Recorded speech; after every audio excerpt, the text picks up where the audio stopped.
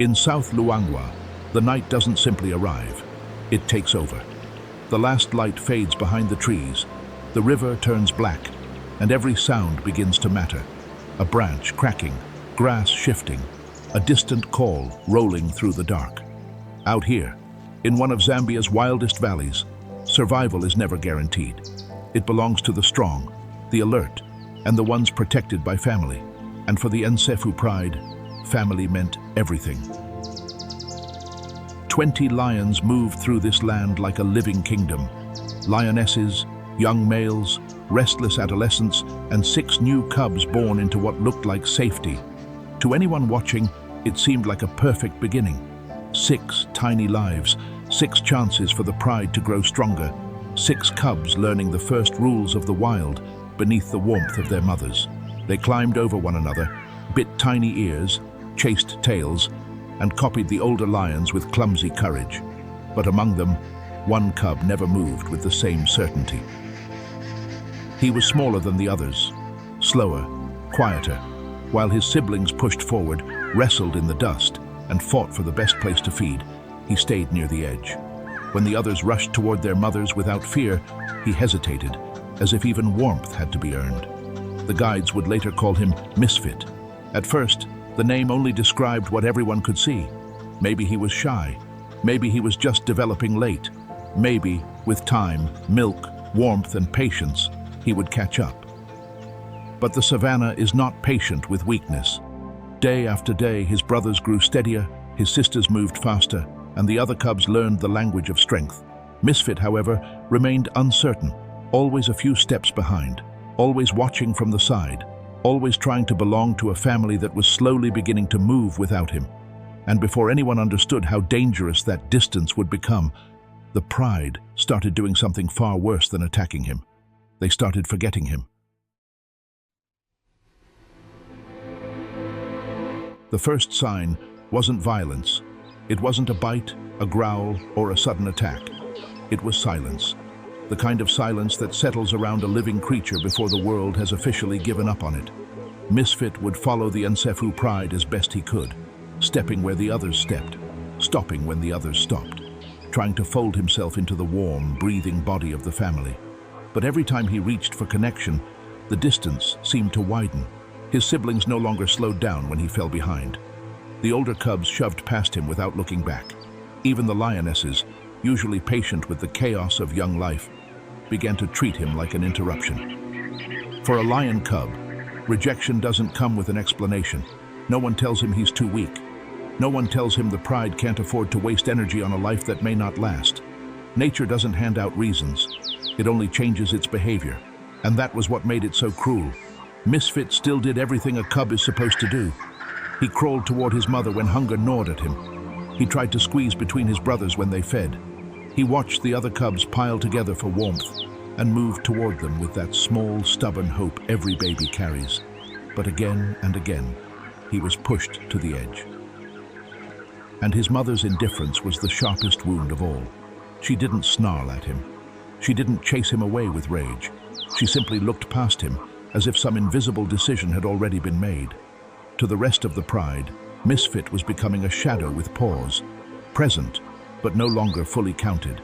And if you think being ignored by your own family is painful, wait until you see what happens when the night notices the one cub no one is protecting. Because soon, Misfit would be left behind in the dark, and something silent was already moving through the grass. By the time darkness swallowed South Luangwa, the Nsefú Pride had moved again.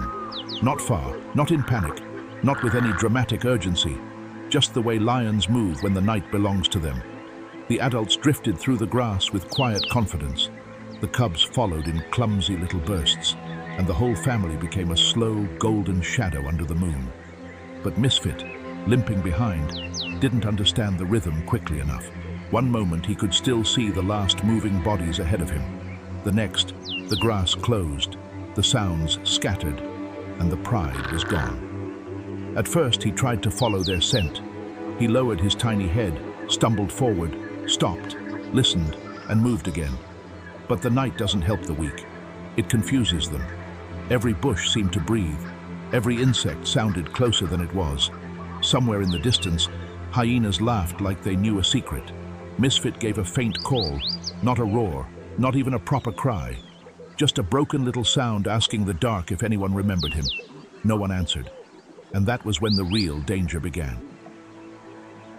A leopard had heard him. Unlike lions, leopards don't announce themselves like kings. They arrive like a thought you didn't know was there. Silent, low, patient. Its spotted body moved between the shadows, each step softer than falling dust.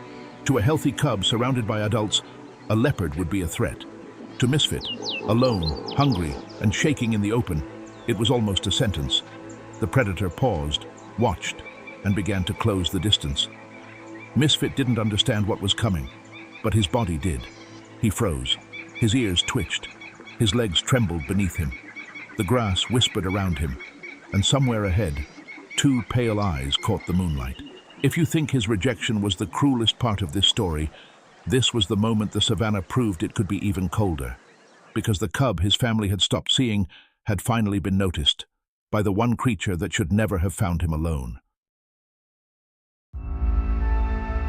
The leopard moved closer with the kind of patience only a perfect hunter can afford. It didn't rush, because it didn't need to. Misfit was too small to fight, too weak to run, and too frightened to make sense of the shadows tightening around him. The grass barely moved as the predator lowered its body, every muscle loaded like a pulled bowstring. The night seemed to hold its breath. Even the insects, for one strange second, felt quieter. Then came a sound that didn't belong to the hunt. A deep, wet, thunderous grunt rolled from the darkness near the water, followed by the heavy crash of something massive pushing through reeds. The leopard stopped. Misfit flinched, and from the black edge of the river, a hippo emerged like a boulder that had come alive. It wasn't there to save him. It didn't know his name, didn't care about his story, and didn't understand that a forgotten cub was seconds away from death. But in the wild, survival sometimes arrives without kindness. Sometimes it arrives by accident. The hippo's sudden charge shattered the leopard's patience. The spotted hunter slipped back into the darkness, not defeated, but denied. Misfit didn't move at first. His small body remained pressed low to the earth, shaking so hard he looked like part of the grass. He had survived, yes, but not because his pride had protected him, not because his mother had come, not because anyone had chosen him. He survived because a giant animal, chasing its own path through the night, had interrupted death at the last possible second. And that's the bitter irony of Misfit's life. A stranger nearly saved him better than his own family had. But morning didn't bring comfort. When the first pale light touched the valley, Misfit was still alone, still hungry, still limping through a world too large for his tiny body. And the saddest part is that when he finally found his way back to the Nsefú Pride, the danger waiting for him wasn't outside the family anymore. It was inside it. When Misfit finally reached the Pride again, there was no welcome, no sudden rush from his mother, no warm circle opening to pull him back in. The Nsefú Pride was resting beneath the pale heat of morning as if nothing had happened, as if the night had not nearly swallowed one of their own. The cubs were playing in the dust, rolling over each other, biting tails, testing their tiny strength in the careless way young lions do. For them, the world still felt like a game. For Misfit, every step back into that family felt like walking into a place that had already decided he didn't belong. At first, he tried to stay close without drawing attention, but weakness has a way of attracting the wrong kind of curiosity. The adolescent lions noticed him, older, heavier, full of restless energy they didn't yet know how to control. What began as play quickly became something rougher. A paw slammed him sideways. A young body rolled over him. Teeth caught his skin, not with the precision of a hunt, but with the careless cruelty of animals learning power before they learn restraint. Misfit cried out, but the sound vanished into the morning air. The others kept moving, kept pushing, kept treating him less like a brother and more like something to test themselves against. By the time they lost interest, Misfit was worse than before. He dragged himself away from the dust, trembling, bruised and wounded in ways a cub that small should never have to endure. And still, with the blind hope of a baby, he went looking for the one creature who should have made the whole world safe again. His mother lay nearby, her body warm, her milk the only thing that could pull him back from the edge. Misfit lowered himself toward her and tried to nurse. But she shifted away, not violently, not dramatically, just enough to deny him. And that small movement was more devastating than any blow from the adolescents, because hunger doesn't wait, and neither does weakness. If you think the night nearly broke him, this was worse. Misfit had survived a leopard, survived the dark, survived the rough teeth of his own pride, only to be refused by the body that had brought him into the world. And after that, there was only one place left for a starving cub with no strength and no place in the pride to go: away. Misfit did not leave like an explorer. He left like something slowly being erased. Each step carried less purpose than the one before it, his small paws dragging through the dust as the heat rose over South Luangwa. Hunger had hollowed him out. Thirst burned through him. His injuries made every movement uneven, so he wandered in crooked little lines, stopping, swaying, then forcing himself forward again. The pride was somewhere behind him, but by then, family had become a sound he could no longer reach. The valley around him seemed enormous now. Grass that had once hidden games between cubs became a wall. Shadows beneath bushes became threats. The air shimmered with heat, and even the flies seemed to circle him like they understood how close he was to becoming part of the land instead of living on it. Still, Misfit kept moving, not because he was brave in the way stories usually describe bravery, but because his body had one tiny command left inside it: don't stop. And if there was any cruel poetry in that journey, it was this: the cub who had been denied warmth was now walking toward water. He could smell it before he saw it, that muddy, living scent rising from the river. To every thirsty animal in the valley, the river meant relief. But in South Luangwa, relief often wears a mask. The same water that keeps life alive also hides mouths that wait beneath the surface. Misfit stumbled toward the bank, too weak to understand the danger. His front paws slid in the damp mud. The river moved slowly below him, dark and silent, as if it were pretending to sleep. Then just beyond the ripples, a shape surfaced without a sound. Two eyes, a ridged back, a crocodile, watching from the water like death itself, had learned patience. Misfit leaned forward, desperate for one sip. His balance failed. His body tipped toward the river. And for the first time in this entire story, someone from the pride was watching. The lioness moved before thought could catch up with instinct. For so long, she had looked past Misfit, as if nature had already made its decision. But the moment his tiny body slipped toward the river, something ancient tore through that indifference. Not affection first, not tenderness, instinct, the kind buried deeper than memory, older than choice, sharper than fear. She rose from the grass with a force that startled even the watching birds, and in the next breath, she was charging toward the water. The crocodile lunged from the river like the river itself had grown teeth. Mud splashed, water exploded. Misfit froze at the edge, too weak to run, too stunned to cry. But his mother hit the bank with a roar that broke the silence wide open. It wasn't the roar of a queen defending territory. It wasn't the roar of a hunter claiming food. It was something rawer than that. A mother's warning, torn from the deepest part of her body. The crocodile hesitated, and in the wild, hesitation can change everything. With one violent snap of her presence, the lioness forced it back into the dark water, then lowered her head and pulled Misfit away from the mud. For a moment, nothing happened. Misfit lay against the earth, shaking, covered in dust and river smell, still alive by a distance so small it could almost be measured in a heartbeat.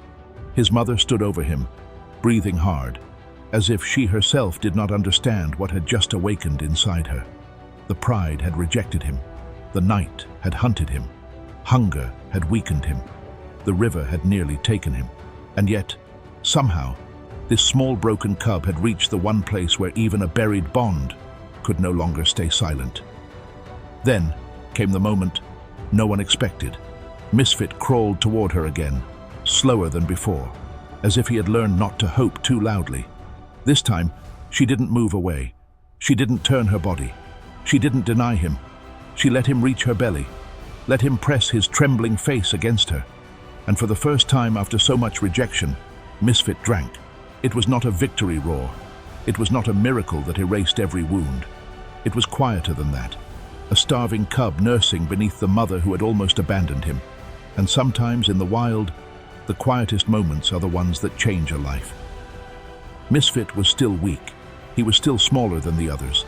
He still had a long, dangerous road ahead in a world that does not soften just because one life survives the night. But he had crossed something most never return from. He had been ignored by his own blood, hunted by darkness, wounded by his own pride, denied by his mother, and pulled to the edge of the river by thirst. Still, he kept moving, not because he knew he would be saved, but because something inside him refused to disappear before the story was finished. And maybe that is what Misfit's life leaves behind. Not the lesson that the weakest always become the strongest. Nature is not that simple, but the truth that sometimes survival begins before anyone believes you deserve it. Sometimes love looks dead until danger forces it to breathe again. And sometimes the smallest life in the pride carries the loudest reminder of all, that being unwanted is not the same as being finished. If Misfit's story touched you, leave a like, subscribe to Wild Empires, and tell me in the comments, do you believe his mother acted out of instinct? Or did she finally recognize the cub she had almost lost forever?